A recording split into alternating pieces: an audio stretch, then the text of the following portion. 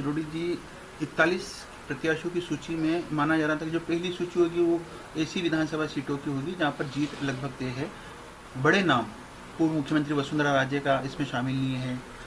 आपके जो पार्टी के पूर्व प्रदेश अध्यक्ष डॉक्टर सतीश पूनिया है, उनका नाम फिलहाल आया नहीं, जबकि पहली सूची में जो क्लियर नाम है उनको दे देना चाहिए। तो उसको लेकर भी काफ़ी चर्चा है। ना ऐसा कुछ नहीं है। देखो, वसुंधरा जी राजस्थान की मुख्यमंत्री रही हैं, हमारी पार्टी के अध्यक्ष भी रही, प्रतिपक्ष की नेता रही, उनकी एक हैसियत है।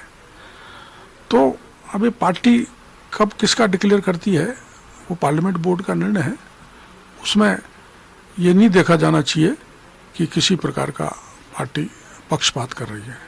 पार्लियामेंट बोर्ड पूरी तरह से निष्पक्ष है, उसमें वसुंधरा जी भी बैठती हैं, तो उनका कोई व्यक्तिगत आकलन होगा बड़े नेताओं का, उस आधार पर कोई देरी नहीं, अब सारे डिक्लेयर हो जाने वाले हैं। मीणा साहब, राजस्थान में फेस को लेकर काफ़ी चर्चाएं रहती है। मुख्यमंत्री का फेस क्या रहेगा? कांग्रेस के नेता लगातार आरोप लगाते हैं कि बीजेपी में 8 से 10 चेहरे हैं। नहीं, 11 है ना, तो मुख्यमंत्री वो 8 से कम बता रहे हैं, 11 चेहरे हैं। तो ये हमारे लिए फख्र की बात है।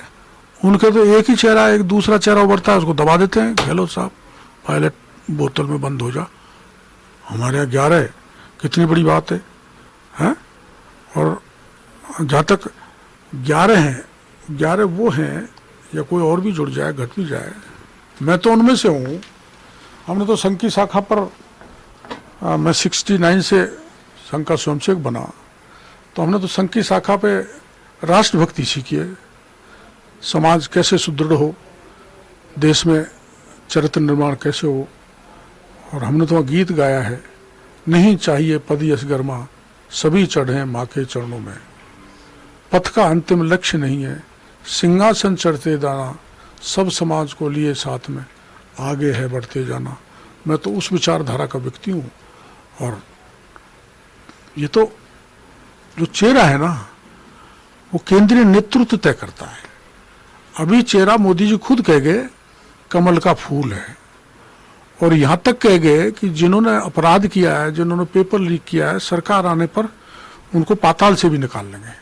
तो इस इरादे के साथ पार्टी चुनावी मैदान में उतरी है। कमल का ही चेहरा रहेगा जिसको कमल का चेहरा। आप चूंकि सांसद भी है अभी, कल जो कांग्रेस की CWC की बैठक हुई थी, उस बैठक में जो तमाम अलग अलग रेगुलेशन पास हुए थे, इसके अलावा एक जो इजराइल में जो आतंकी हमला हुआ है उसको लेकर भी हुआ। हालांकि युद्ध विराम की बात उन्होंने लिखी, लेकिन साथ ही में CWC ने फिलिस्तीनी लोगों के जो जमीन, स्वास्थ्य और आत्मसम्मान और गरिमा के जो साथ जीवन जीने का अधिकार है, उसका वापस से समर्थन की बात दोहराई है फिलिस्तीनी। वो तो देखो, कांग्रेस को या CWC को कोई नैतिक अधिकार नहीं आतंक पर बात करने की।